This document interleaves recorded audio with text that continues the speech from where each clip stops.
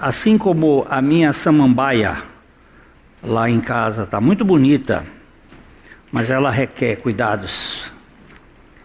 Ela precisa de adubo, ela precisa de água, ela precisa de sol, não tanto, mas também não pode ser tão pouco.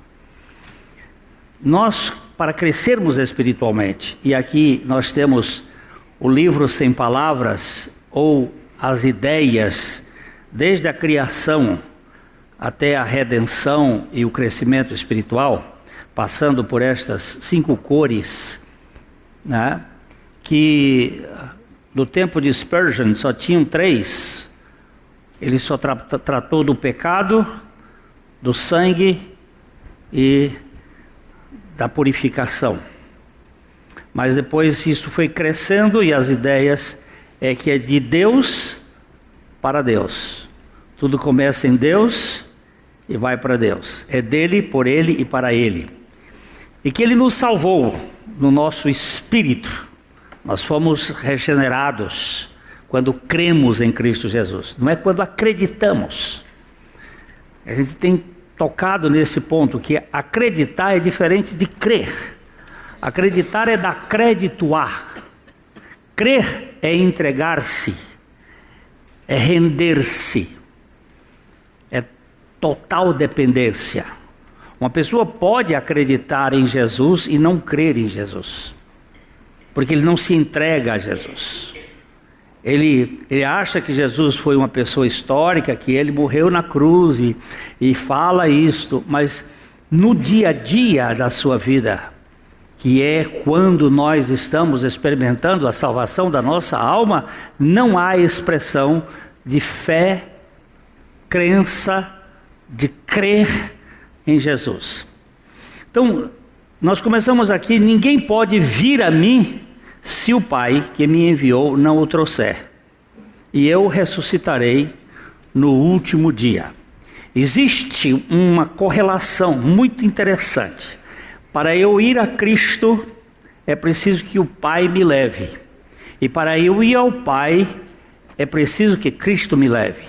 Jesus disse: eu sou o caminho, eu sou a verdade, e eu sou a vida, e ninguém vem ao Pai senão por mim. Então há uma relação da Trindade trabalhando neste processo todo. Para irmos a Cristo, o Pai nos leva. Para irmos ao Pai, Cristo nos leva. E isso tem a ver com salvação do espírito e salvação da alma.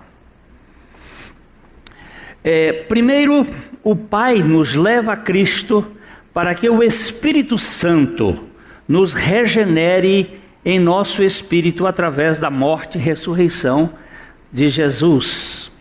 O sacrifício de Cristo Jesus é a via de transformação do incrédulo em crente. Depois a nova criatura, o crente salva e crente no Senhor Jesus, passa por um processo de salvação da sua alma, diariamente. Eu fui salvo e eu estou sendo salvo. Eu fui salvo, ato perfeito. Eu estou sendo salvo, processo evolutivo, processo crescente. Mesma coisa que aquelas nenéns que hoje apresentamos aqui. Elas nasceram pequenininhas e agora estão se desabrochando, crescendo. Existe um crescimento na vida física e há um crescimento na nossa alma. Apenas os salvos no Espírito, isto é, os vivificados podem ser participantes da salvação contínua da sua alma. Este processo de salvação da alma da nova criatura é dinâmico, é evolutivo e é permanente. Você sabe qual é a diferença entre dinâmico e evolutivo?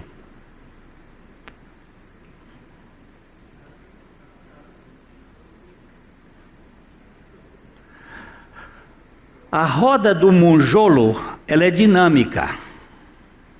Você sabe o que é monjolo? Alguém sabe? Sabe? Tem gente que não sabe, né? Aquela roda que a água bate para fazer pilão, para fazer moinho, aquela roda, ela é dinâmica, mas ela não é evolutiva. Por que ela não é evolutiva? Ela não sai do lugar. Ela é estática, ela está parada. Ela está havendo movimento, mas ela não anda. A roda do pneu do carro é dinâmica e evolutiva, mas não é permanente. De vez em quando o carro para. Agora, a vida cristã, a salvação, ela é dinâmica, ela é evolutiva e ela é permanente. Nunca para. E nunca você vai chegar à perfeição, a não ser na eternidade. Então nós vamos estar nesse processo. Jesus dizia, aqui vamos ler Lucas 9, 23. Dizia a todos: se alguém quer vir após mim, a si mesmo se negue dia a dia, tome a sua cruz e siga-me. Você presta atenção que isto aqui não é para incrédulos, isso aqui é para os discípulos, isso aqui é para alguém do que creu. Se alguém de vocês que creu e quer vir após mim, porque tem um convite. Jesus disse: vinde a mim os cansados. Depois ele diz: vinde após mim quem creu. A ele é o incrédulo, é a obra do Espírito Santo. Para ir após ele é o crente, é quem crê. George S. Bishop dizia: a eleição corta pela raiz a salvação pelo mérito e obras, mas a salvação sem santificação é graça vazia e barata. Pela graça somos salvos no Espírito unilateralmente, mas também pela graça a nossa alma está sendo salva de um modo bilateral, isto é, o Espírito Santo age e o crente reage obedientemente. Deixa eu só pegar um pouquinho aqui. Se você é crente e não obedece o que a palavra de Deus está dizendo, alguma coisa deve estar errada. Porque antes de Jesus ser meu Salvador, Ele é meu Senhor. Só para ter uma noção, Ele é anunciado no Novo Testamento 16 vezes como Salvador e 652 vezes como Senhor. A ênfase mostra, antes de mais nada, que Ele é Senhor. E diante de um Senhor, nós temos que aprender a obedecer. Você já nasceu obedecendo seus pais? Não. E você desobedeceu a Ele algumas vezes? Sim. Sim. Mas você aprendeu a obedecer? Sim. Sim. Só para mostrar o lado físico. A gente aprende a obedecer. Agostinho afirmava ainda que o homem não se converte porque deseja, mas deseja converter-se porque a eleição assim o dispôs. Antes de amarmos a Deus, nós fomos amados por Ele, diz o apóstolo João. Deus primeiro procura os seus adoradores para que estes o busquem em espírito e em verdade. Primeiro Deus, depois o crente. Vocês concordam isso ou não? Essa é a base do nosso pensamento teológico aqui. Primeiro Deus, depois o crente. Primeiro Deus, não fui eu que procurei Deus, foi Deus que me buscou. Não há ninguém que busque a Deus, nenhum sequer. Então, se eu estou buscando, é porque eu fui buscado. É uma das coisas que a gente sabe como é que é uma pessoa eleita, é aqui. Eu não queria nada com Deus e hoje estou querendo, opa! Isso é prova de eleição. Alguém percebeu que a graça está especialmente associada com os homens em seus pecados. A misericórdia está geralmente associada com os homens em sua miséria. E Agostinho insistiu: a graça de Deus não encontra homens aptos para a salvação, mas torna-os aptos a recebê-la para a salvação ou santificação da alma. Uma vez que você recebe a Cristo para a salvação ou santificação da sua alma. A vida cristã não é uma imposição. Ninguém é obrigado a seguir a Cristo. Mas se alguém quiser segui-lo, precisa renunciar a si mesmo e tomar a sua cruz diariamente. Jesus não acua as pessoas, nem força quem quer que seja para participar do seu reino. Não há vivificação a fórceps, nem salvação da alma a pé de cabra. Você sabe o que é fórceps? Né? É aquele instrumento que os médicos usavam antigamente, não sei se ainda usam. Ainda usa fórceps? Tem algum médico aqui? Às vezes, há alguns casos. É um instrumento médico que eles usavam ou usam aí para tirar a criança quando está enganchada lá. É tirar a fórceps, que é um instrumento médico. E você sabe o que é pé de cabra? Não sabe o que é pé de cabra? É aquela alavanca que pedreiro, marceneiro usa, mas que ladrão também usa para arrebentar a porta. Eles metem um pé de cabra, uma alavanca, e arrebenta a porta. No reino de Deus não tem nem fórceps, nem pé de cabra. Não tem. Tem um Deus convencendo gente. Pode ser que ele use algumas circunstâncias que parecem ser tristes, difíceis, mas são circunstâncias benéficas para levar a pessoa ao convencimento. A vida cristã não é uma imposição. Ninguém é obrigado a seguir a Cristo. Mas se alguém quiser segui-lo, precisa renunciar a si mesmo e tomar a sua cruz diariamente. Jesus não acua as pessoas nem força. Eu já li isso aqui, não é? Ainda bem que ele não usa pé de cabra. O Espírito Santo convence o pecador do seu pecado de incredulidade e planta a semente da fé no seu espírito, para que ele a cultive em sua alma. Todo salvo agora se envolve na salvação da sua alma, crendo e obedecendo ao verbo de Deus, Jesus. O Espírito Santo, ele nos convence do pecado. O que é pecado? No hebraico há pelo menos 7 palavras diferentes para pecado. No Novo Testamento 2. Mas o conceito de pecado principal apresentado por Jesus, que pecado é incredulidade. Ele diz que quando o Espírito Santo viesse, convenceria o mundo do pecado, da justiça e do juízo. Do pecado porque não crê em Cristo. Este é o pecado dos pecados. Eu tenho um livrinho sobre a casca da banana, que você se escorrega na casca da banana, porque alguns achavam que o pecado é a maçã, o homem comeu a maçã, e outros acham que o pecado foi comer a banana. Existe um conceito hindu que o órgão que trouxe o pecado foi o pênis do homem. Por isso é a ideia de banana, por ser a banana parecida com um pênis. Mas não tem nada a ver. Você escorrega na casca da banana se achar que pecado é maçã ou é banana. O pecado é incredulidade. É não crer na palavra de Deus.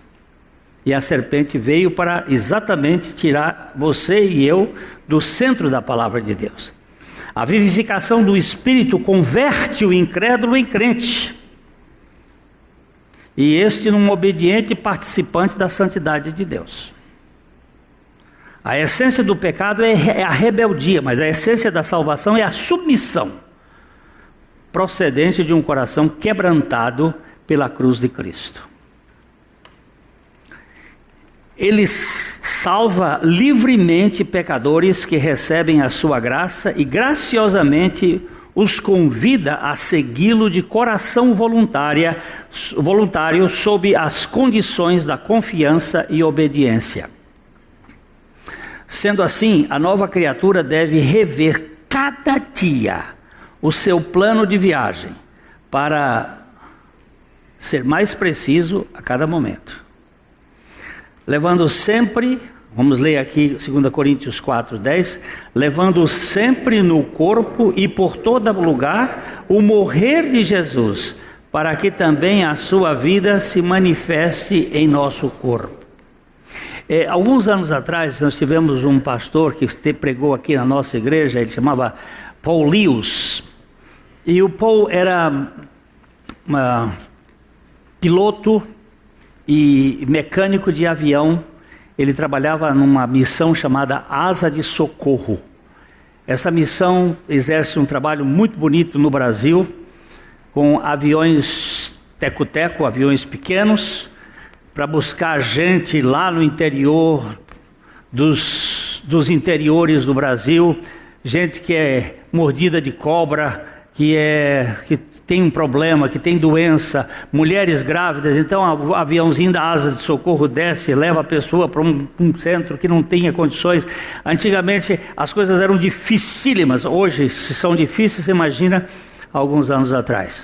E o Paul Lewis, ele contou aqui um dia que quando ele estava aprendendo a pilotar lá nos Estados Unidos, ele fez o plano de voo cego, voo sem instrumentos.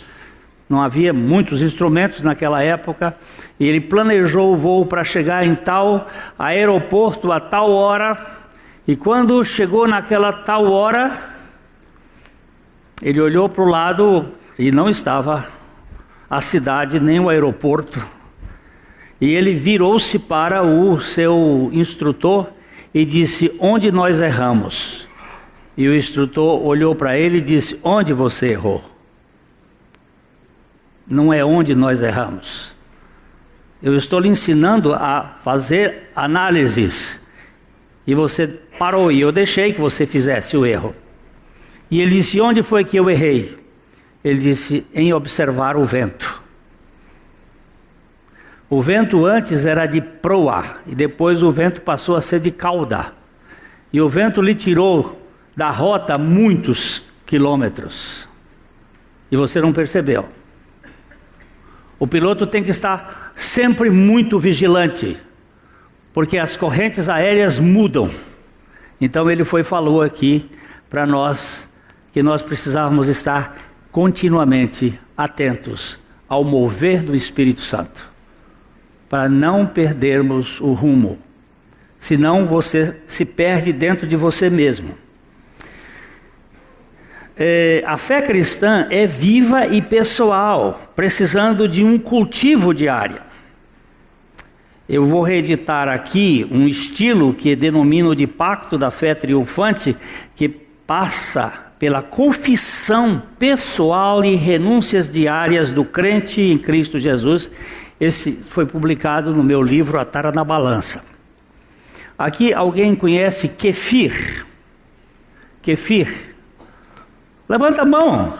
Algumas pessoas. Vocês têm kefir em casa? Kefir é uma bactéria, é bactéria, né? E aquilo precisa de um cultivo. É excelente para o organismo. Tem uma história comprida do kefir. Mas se você não cultivar aquilo direito, ele morre, ele apodrece. Essa semana lá em casa aconteceu um desastre. O interessante é que a gente mantém a semente do kefir congelada. Nós colocamos alguns no congelador, mas por envolvimentos em muitas coisas nós deixamos de cuidar, e ele tem que cuidar todo dia. E nós deixamos 2 dias sem cuidar o kefir, sabe o que aconteceu? Apodreceu. É igual o maná de Deus. O maná tinha que ser comido todo dia. Se você punha em casa mais para por preguiça do dia seguinte, apodrecia. Só podia no sábado, na sexta-feira, mas tinha que cozinhar. Se não cozinhasse, apodrecia. O que significa que o pão nosso é de cada dia, não pode ser dormido.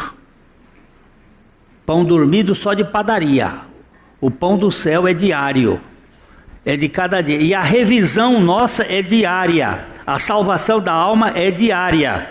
Nós não podemos ver. Então, isto aqui são 10 coisinhas rápidas. Primeiro, confesso, só para chamar a atenção. No Velho Testamento, o pecador, Glênio, que tinha que ser perdoado de algum pecado, de alguma atitude que tinha cometido, ele tinha que levar um cordeiro perante o sacerdote.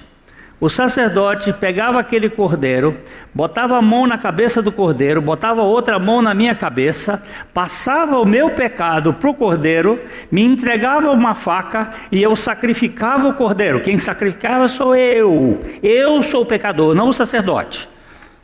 O negócio está saltando aqui. Amarra isso aqui de novo.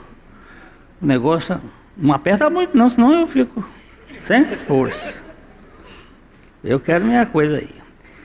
Obrigado. Então, o sacerdote entregava, morria, mas hoje eu não tenho mais cordeiro, porque Jesus, com um único sacrifício, realizou para sempre uma eterna salvação. O que eu ofereço? Eu ofereço o fruto dos meus lábios que confessam o seu nome. O que eu ofereço? Eu ofereço a confissão. Confessar aquilo que eu creio, baseado no sacrifício de Cristo. Então aqui nós temos: confesso Jesus Cristo como o único Senhor e Salvador de minha vida, e não confio em mim mesmo, nem nos outros para a salvação, pois toda a minha confiança repousa na suficiência de Deus, que me aceitou incondicionalmente em Cristo Jesus. Eu fui aceito em Cristo, incondicionalmente. Segundo, confesso a verdade bíblica de que estou morto com Cristo para o pecado e vivo para a glória de Deus. Professo aí perante os outros o meu novo nascimento mediante a minha morte e ressurreição juntamente com Cristo, anunciada pelas Escrituras. Eu estou lendo um livro de como se faz um discípulo, de Kate Phillips. E há um dia que o Kate estava trabalhando numa espécie de favela, de gueto em Los Angeles, onde havia muito crime, e ele querendo salvar as pessoas, e querendo ser bênção para as pessoas, e lutando com muito esforço. E de repente, ele ficou desanimado, e aí o Senhor perguntou para ele só isso assim: Kate, você está morto?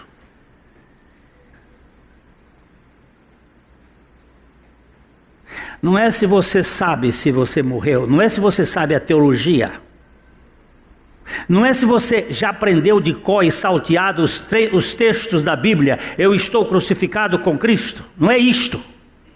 Ele perguntou: Kate, você está morto? Porque toda vez que você se mete na vida alheia, você não está morto, você está querendo ser Deus. Toda vez que você vai fazer uma fofoca, ou fazer um mexerico, ou fazer o que for, é prova de que você não morreu, porque se você morreu, você crê que Deus é mais poderoso do que a fofoca.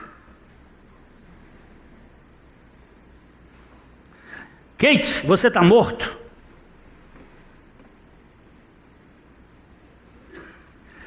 Ele disse: Senhor, tu sabes que eu acredito nisso, mas leva-me a crer nisto.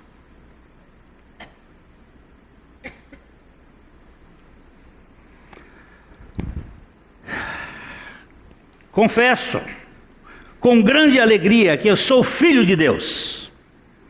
Sou filho de Deus Pai, aceito e amado incondicionalmente pela graça de Deus, a graça de Cristo Jesus, E recuso qualquer proposta que afirma: você tem que desempenhar a fim de ser aceito por ele. Eu sou um Mefibosete na mesa de Davi. Depois você vai ler isso lá no livro de Samuel. Quem é Mefibosete e o que ele estava fazendo na mesa de Davi? Um mendigo de pé fedido, mal cheiroso, coxo, na mesa do rei.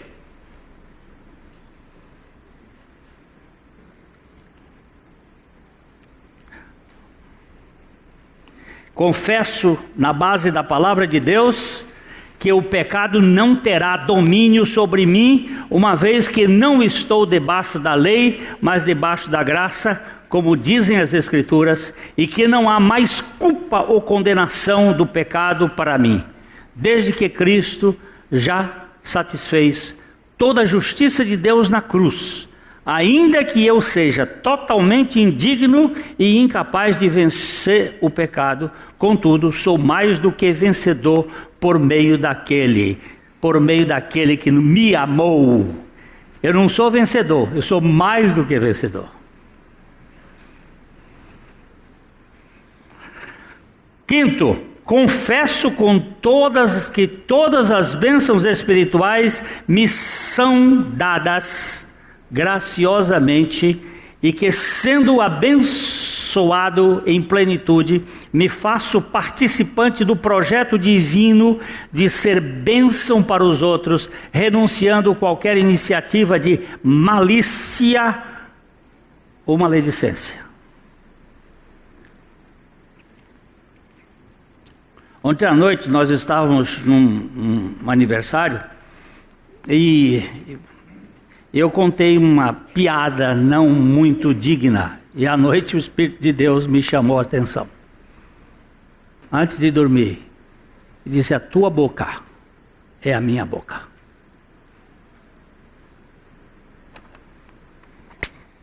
Ele trata com a gente. Nem por brincadeira. Nós temos que confessar o Senhor e a sua graça. Renuncio todo pensamento, confesso e creio na verdade total da palavra de Deus e me proponho a andar nela pelo poder do Espírito Santo, sem considerar os meus sentimentos, uma vez que a fé não se apoia em qualquer evidência, senão na revelação da palavra de Deus. Eu sou exatamente aquilo que a Bíblia diz que eu sou. Filho amado.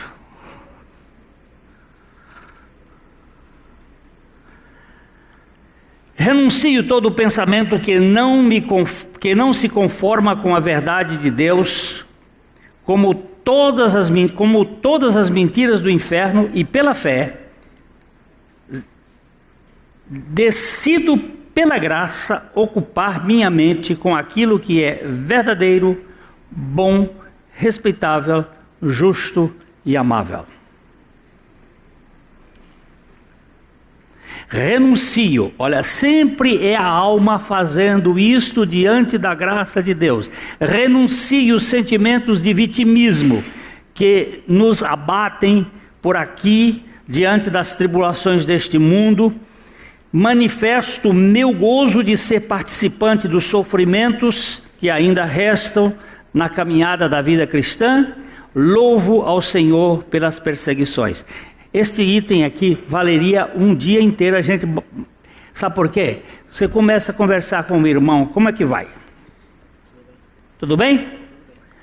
Aí ainda há pouco eu falei com o irmão ali, tudo bem? Ele disse: esta é a maior mentira que alguém pode cometer, dizer que está tudo bem, porque não está tudo bem.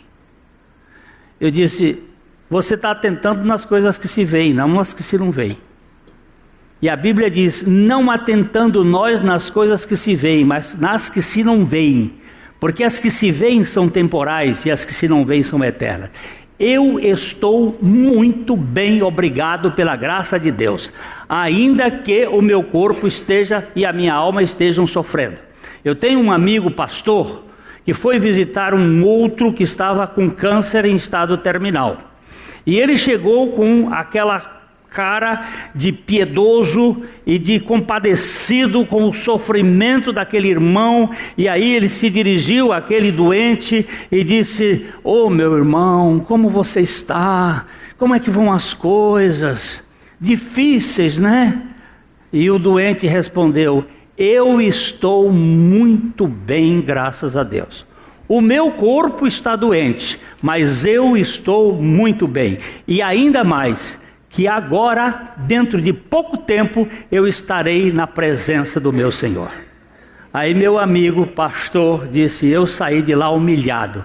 Eu digo: "Saiu de lá humilhado por causa da sua vitimização, porque nós gostamos de ser vítimas para chamar atenção. Coitadinho de mim, como é que você está? Você tem problema?" "Tenho." "E quem é que não tem aqui na terra?" Tem uns que têm mais do que outros, e são mais privilegiados talvez por terem mais. Agora você vai conversar com você,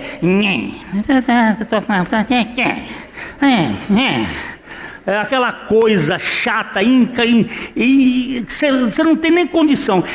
Por isso que muito velho não tem filho que aguente no final da vida e manda os trastes lá para um sanatório lá, como é que chama esse negócio? Asilo. Manda o negócio para lá, bota, porque o sujeito é chato. E quando você é chato aqui no tempo mais novo, você vai ser triplicadamente chato depois. Aí ninguém aguenta, aí ninguém suporta aquela chatice encarnada de pelanca. Ninguém aguenta. Aí, Senhor, eu não quero ser vítima, meu Deus do céu. Eu sei que corpo vai sofrer, mas nós temos que confessar que somos mais do que vencedores por meio de Jesus. Renuncio pela graça qualquer uso incorreto do meu corpo, bem como a me conformar com a mentalidade deste mundo caído. Ofereço o meu corpo em sacrifício vivo e, através da renovação da minha mente, dedico-o à proclamação das virtudes daquele que me chamou das trevas para a sua maravilhosa luz. Está aqui, Senhor, é a casca que eu tenho, mas ela é tua e quero viver para a tua glória. Decido pela graça deliberadamente submeter-me a Deus e resistir ao diabo, negando-me a mim mesmo, tomando a minha cruz dia a dia. Decido humilhar-me perante a poderosa mão de Deus, para que Ele em tudo seja glorificado. E no seu tempo, todos nós que cremos, sejamos exaltados com a glória excelsa do seu Filho Jesus Cristo, nosso Senhor, nosso soberano Senhor e Salvador. E amém. Essa é a minha confissão. Eu tenho um irmão aqui na igreja que já morreu, o irmão João Júlio. Ele fazia esta confissão diariamente. Homem de pé de barro, homem com falhas humanas, mas que confessava diante do Senhor a sua inclusão e a sua morte. Aqui embaixo nós temos dois textos de Hebreus 3:1 e Hebreus 4:14, que dizem o seguinte: "Por isso, santos irmãos, que participais da vocação celestial, considerai atentamente o apóstolo e sumo sacerdote da nossa confissão, Jesus, tendo, pois, a Jesus, o Filho de Deus, como o grande sumo sacerdote que penetrou o céu, conservemos firmes a nossa confissão." Que confissão? A confissão de que eu estou crucificado com Cristo e que Cristo é minha vida. A confissão de que o Espírito Santo, toda a confissão bíblica é perfeita. Eu não só confesso o pecado, eu confesso as virtudes daquele que me chamou das trevas para a sua maravilhosa luz.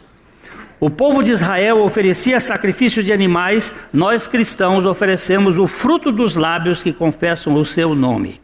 Essas são Confissão e oração de uma fé triunfante. E a oração é esta de um cristão anônimo, que eu gosto muito dela e também procuro meditar nesta oração que diz: ó Jesus, manso e humilde de coração, ouve-me. Livra-me, Jesus. E aqui nós temos 7 desejos e 7 medos. Livra-me do desejo de ser estimado, do desejo de ser amado, do desejo de ser exaltado, do desejo de ser honrado, do desejo de ser louvado, do desejo de ser preferido a outros, do desejo de ser consultado. Presta atenção, os nossos desejos aqui, todos voltados para o nosso ego. Estimado, amado, exaltado, honrado, louvado, preferido a outros, consultado. Esses desejos, eles crescem dentro de nós e geram dentro de nós verdadeiras fortalezas que nos mantêm como vítimas quando nós não recebemos aquilo que achamos que deveríamos receber. 7 medos: o medo de ser humilhado, o medo de ser desprezado, o medo de ser repreendido, do medo de ser esquecido, do medo de ser ridicularizado, do medo de ser prejudicado, do medo de ser alvo de suspeitas. Eu tenho medo de ser desprezado, de ninguém olhar mais para mim, aí a gente negocia. E Jesus concede-me a graça de desejar que outros possam ser mais amados que eu, que outros possam ser mais estimados que eu, que na opinião do mundo outros possam crescer e eu diminuir, que outros possam ser escolhidos e eu posto de parte, que outros possam ser louvados e eu passe despercebido, que outros possam ser preferidos a mim em tudo, que outros possam tornar-se mais santos do que eu, contanto que eu me torne tão santo quanto devo ser. Amém. Eu sei que é um milagre, e só um milagre pode acontecer isso em nós. A Livraria PIB Londrina procura selecionar cuidadosamente seus títulos e autores a fim de oferecer um conteúdo alinhado com o Evangelho de Jesus Cristo. Bíblias, livros de teologia, devocionais, literatura infantil, biografias, comentários bíblicos e muito mais. Dispomos também de um acervo de CDs e DVDs das mais de 5.000 mensagens ministradas na Primeira Igreja Batista em Londrina. Visite a Livraria PIB Londrina e conheça ainda mais. Livraria PIB Londrina, de segunda a sexta, das 13h30 às 18h. Endereço na Avenida Paraná, 76A, próximo ao Calçadão, bem no centro de Londrina.